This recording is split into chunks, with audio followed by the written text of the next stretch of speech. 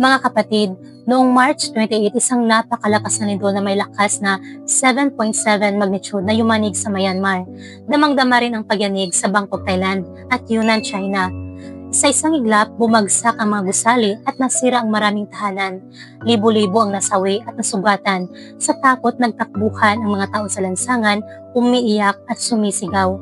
Nakakaawa silang tingnan at marami ang lubos na naapektuhan sa trahedya. Mas nakakatakot pa, ayon sa mga eksperto, maaaring magdulot ang lindol na ito ng sunod-sunod ang paglindol sa mga kalapit na bansa. Nakakagulat dahil kinabukasan, March 29 ng umaga, isang 4.3 magnitude na lindol naman ang tumama sa Pilipinas. Naalala ko tuloy ang isang hula kamakailan lamang. Ayon dito, maaaring maranasan ng Pilipinas, Japan at Taiwan ang isang mapanirang lindol ngayong taon. Posible kaya ito? Ano sa tingin niyo po?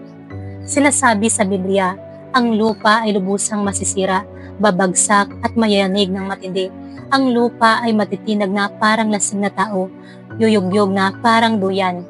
Mga kapatid, ang malalakas na lindol ay isa sa mga palatandaan ng nalalapit na katapusan ng panahon. Kaya paano kung mangyari ito sa atin? Sino ang tunay na makapagliligtas sa atin? Mga kapatid, tanging ang Diyos lang ang makapagliligtas sa atin dahil hawak niya ang lahat ng bagay, kabilang ang mga sakuna. Kaya huwag nating baliwalain ang mga nangyayari sa mundo ngayon.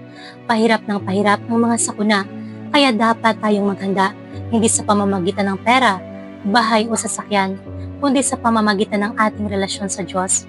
Sabi ng Diyos, kung wala ang pag-iral ko, mapapahamak lamang ang sangkatauhan at pagdurusahan ang hagupit ng kapahamakan. Walang tao ang kailanman ay makikitang muli ang napakarikit na araw at buwan o ang lunti ang mundo. Makatagpo lamang ng sangkatauhan ang napakalamig na gabi at ang walang tinag na lambak ng anino ng kamatayan. Ako lamang ang kaligtasan ng sangkatauhan. Mga kapatid, ngayon ang tamang panahon para bumalik sa Diyos at magsisi. Siya lang ang tanging makapagliligtas sa atin mula sa kapahamakan. Bago pa dumaan ang sakuna, lumapit tayo sa Diyos habang may oras pa. Pagpalain at ingatan nawa kayo ng Diyos at ng iyong pamilya.